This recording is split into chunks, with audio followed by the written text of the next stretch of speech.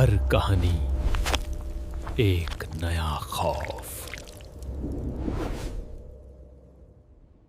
अंधेरा धीरे धीरे गांव को अपनी गहरी चादर में लपेट रहा था। सूरज की आखिरी किरणें भी पहाड़ियों के पीछे घुल चुकी थीं और आसमान में एक पतली सी धुंध छा गई थी। गांव की गलियां जो दिन में बच्चों की हंसी से गूंजती थीं, अब खामोशी में डूब गई थीं।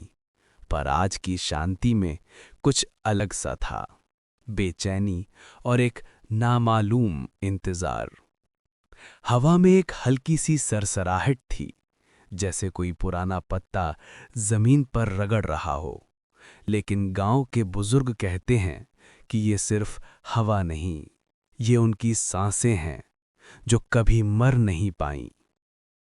मेरा नाम महेश है। मैं इस गांव का चौकीदार हूं। पहले हम 2 चौकीदार हुआ करते थे, पर अब मैं अकेला हूं। कुछ दिनों पहले मेरा साथी अर्जुन गायब हो गया। लोग कहते हैं वो शहर चला गया, पर मैं जानता हूं वो शहर नहीं गया, वो इसी गांव में कहीं है। गांव की रातों में कुछ ऐसा बदल गया है जो सिर्फ हम जैसे रात के रखवाले महसूस करते हैं। रात के 3 बजे के बाद जब हर घर के दरवाजे बंद हो जाते हैं, तब गांव की दीवारें भी सांस लेती हैं। और वो सांस ठंडी, बदबूदार और चिपकी हुई होती है। अर्जुन हमेशा हंसमुख, हिम्मत वाला आदमी था। उसकी हंसी गांव की गलियों में गूंजती थी, जैसे कोई छोटा सा बच्चा खेल रहा हो। लेकिन पिछले कुछ हफ्तों से उसकी आदतें बदल गई थी। रात को चौकीदारी के दौरान वो बार बार पीछे मुड़कर देखता, हाथ से अपने गले को पकड़ता और आवाज में एक अजीब सी कंपकपी होती। पीछे कोई है, वो धीरे से कहता, जैसे कोई बात खुद से कर रहा हो। मैं हंसकर मजाक उड़ाता, अरे तेरा वहम है, चल एक चाय पीते हैं। पर उसकी आंखों में जो खौफ था, वो किसी वहम का मामला नहीं लगता था। वो आंखें लाल हो जाती थी, जैसे नींद नहीं बल्कि कोई चीज अंदर से उसे खा रही हो। एक रात हम दोनों चौकीदारी कर रहे थे। ठंडी सी हवा चल रही थी और कुत्ते दूर से 2-3 बार भौंके, फिर एकदम खामोश। अचानक अर्जुन थोड़ा रुक गया। उसके चेहरे का रंग उतर गया, पीला और तनाव भरा, जैसे किसी ने उसके अंदर का खून चूस लिया हो। मैंने पूछा, क्या हुआ भाई? उसने उंगली से पीछे की ओर इशारा किया, लेकिन हाथ कांप रहा था। मैंने पीछे मुड़कर देखा, कुछ नहीं, बस सूखी घास, टेढ़ी मेढ़ी शाखें और एक पुराना टूटा फूटा लकड़ी का टुकड़ा जो हवा से रगड़ खा रहा था, जैसे कोई हाथ उसे छू रहा हो। मैंने कहा, फिर वही वहम? पर अर्जुन ने जवाब नहीं दिया। उसकी हंसी निकल पड़ी, एक ऐसी हंसी जो खुशी की नहीं, किसी बुरी बात की निशानी थी। वो हंसी धीरे धीरे बढ़ने लगी, जैसे किसी रेडियो की आवाज का वॉल्यूम बढ़ रहा हो। फिर वो अचानक मुड़ा और अंधेरे में भाग गया। मैं उसका पीछा करते हुए चिल्लाया, अर्जुन रुक जा। पर उसने मेरा हाथ छुड़ाया और अंधेरे में गायब हो गया। उसके कदमों की आवाज तो चली गई, लेकिन एक और आवाज रह गई, वही हंसी जो अब मेरे पीछे से आ रही थी। उस रात के बाद अर्जुन नहीं मिला। लोगों ने कहा शायद वो शहर गया हो, पर मेरे दिल ने कभी यकीन नहीं किया। हर बार जब मैं गलियों से गुजरता, मुझे लगता कि कोई मेरे पीछे चल रहा है। मैं पलटकर देखता, कोई नहीं, बस नीली परछाई, ठंडी सी और थोड़ी बदलती हुई। कभी वो लंबी हो जाती, कभी छोटी और कभी 2 हो जाती थी। एक रात मैंने लालटेन की रोशनी में देखा, मेरी परछाई के साथ एक और परछाई थी। लेकिन वो मुझसे अलग चल रही थी। पर एक रात जब मैं पुरानी हवेली के पास से गुजरा, वही हवेली जो बरसों से वीरान पड़ी है और लोग कहते हैं वहां आत्माएं रहती हैं जो रात को परछाइयां बनकर घूमती हैं और नए लोगों को बुलाती हैं। मैं इन बातों पर कभी यकीन नहीं करता था, लेकिन उस रात मेरे साथ ऐसा हुआ जिसे मैं आज तक भूल नहीं पाया। हवेली के पास से गुजरते वक्त एक फुसफुसाहट सी सुनाई दी। पहले तो मैंने सोचा हवा होगी, लेकिन उस आवाज ने मेरे कानों में एक नाम दोहराया, महेश, आजा। मैंने पीछे मुड़कर देखा, कोई नहीं, पर वो आवाज मेरे पीछे पीछे चलने लगी, जैसे कोई खामोशी से मेरे साथ कदम मिला रहा हो।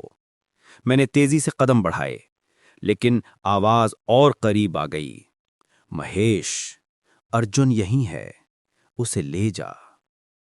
अगले दिन सुबह मैं फिर हवेली के पास गया। धूप में भी वहां ठंडक थी। मैंने देखा कि हवेली के गेट के पास एक छोटा सा पत्थर रखा गया है। उस पर कुछ खोदा हुआ था, जैसे किसी ने उंगली से लिखा हो। मैंने नजदीक जाकर पढ़ा तो मेरे होठों पर ठंडी लहर दौड़ गई। उस पर लिखा था, पीछे कोई था। उस पत्थर पर कुछ गहरे लाल निशान थे, जैसे खून के धब्बे, और वो अभी भी गीले थे। मैंने वहां से सीधे सरपंच के घर चला गया। जब मैंने सब बताया, अर्जुन के गायब होने से लेकर पत्थर तक, सरपंच मुस्कुराए, पर उनकी आंखों में कुछ और ही चमक थी। महेश, तुम थक गए हो, ये तुम्हारा वहम है। अर्जुन शहर चला गया है, उन्होंने कहा, पर उनकी तसल्ली कमजोर थी। उनके हाथ थोड़े कांप रहे थे और उनकी नजर बार बार हवेली की तरफ जा रही थी। मैं महसूस कर गया कि उन्होंने कुछ छुपा रखा है।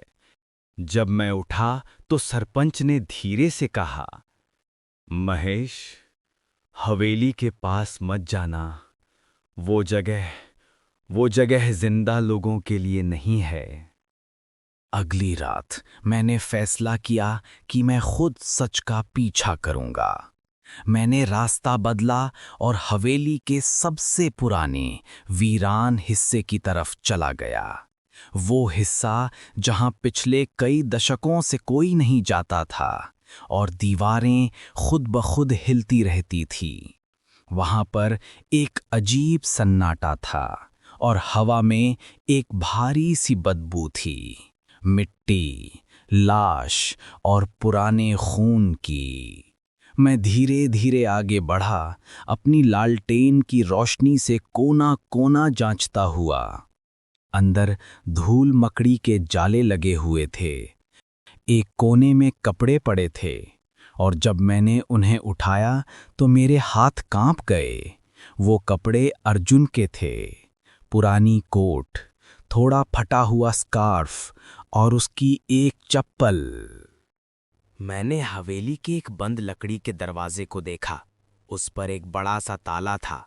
मैंने जोर लगाया, फिर भी दरवाजा नहीं खुला। तभी दरवाजे के अंदर से एक ठंडी, खामोश सी आवाज निकली, महेश, अंदर मत आओ। वह आवाज अर्जुन की थी, पर उसकी आवाज में वह मीठी दोस्ती नहीं थी। उसकी आवाज में कुछ छिपी हुई खामोशी थी, जो खुश नहीं बल्कि किसी रूह की उदासी जैसी थी। मैंने जोर से दरवाजे पर लात मारी, अर्जुन, तुम कहाँ हो? क्या हुआ तुम्हें? अंदर रोने की आवाज आ रही थी। मैंने दरवाजा छोड़ दिया और गांव की ओर मदद के लिए भाग पड़ा। लेकिन भागते भागते मैं एक ऐसी जगह पहुंच गया जिसका नाम दिमाग में आते ही रूह कांप जाती है। गांव का शमशान घाट। शमशान घाट गांव से दूर था और उसके इर्द गिर्द कोई घर नहीं था। गांव के बुजुर्ग कहते हैं, यहां परछाइयां दिखाई देती हैं। तभी मैंने देखा, मेरी परछाई मेरे चारों ओर घूम रही थी, मुझसे अलग, वो मेरी तरफ घूर रही थी, जिसे मैं कभी महसूस नहीं करना चाहता था। मैंने अपनी आंखें बंद करके गहरी सांस ली। जब मैंने आंखें खोली तो परछाई गायब थी। मैंने शमशान के कोने में एक छोटा गड्ढा देखा।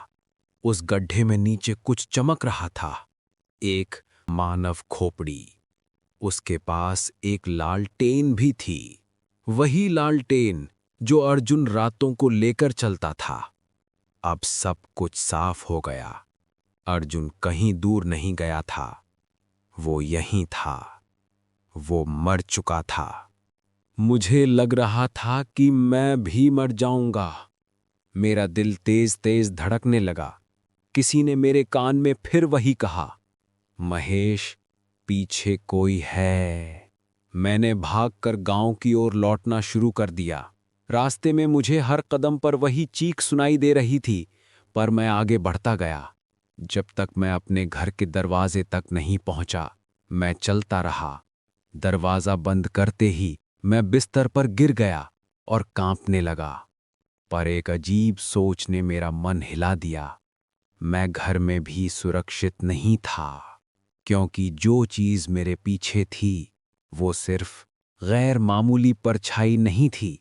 वो उस रूह सी चीज का निशान थी जो किसी को अपने जैसा बना देती थी। उस रात मैं नींद से दूर रहा, बस दरवाजे की तरफ ताकता रहा, सोचता कि कब वो दरवाजा खुलेगा और कोई अंदर आ जाएगा। सुबह हुई तो धूप ने थोड़ी हिम्मत दी। मैंने अपने आप को समझाया कि शायद सब मेरा वहम था। शायद अर्जुन शहर गया होगा और जल्द ही लौट आएगा। अगली रात चौकीदारी करते वक्त मैं गलियों से गुजरा। इस बार मैंने पीछे मुड़कर देखा ही नहीं। मैंने ठान लिया था, अगर कुछ हुआ भी तो उसका सामना करूंगा। तभी एक धीमी, ठंडी, सुरमई आवाज मेरे कानों के पास फुसफुसाई, महेश, पीछे कोई है। मैं ठिठक गया। धीरे धीरे पलटा।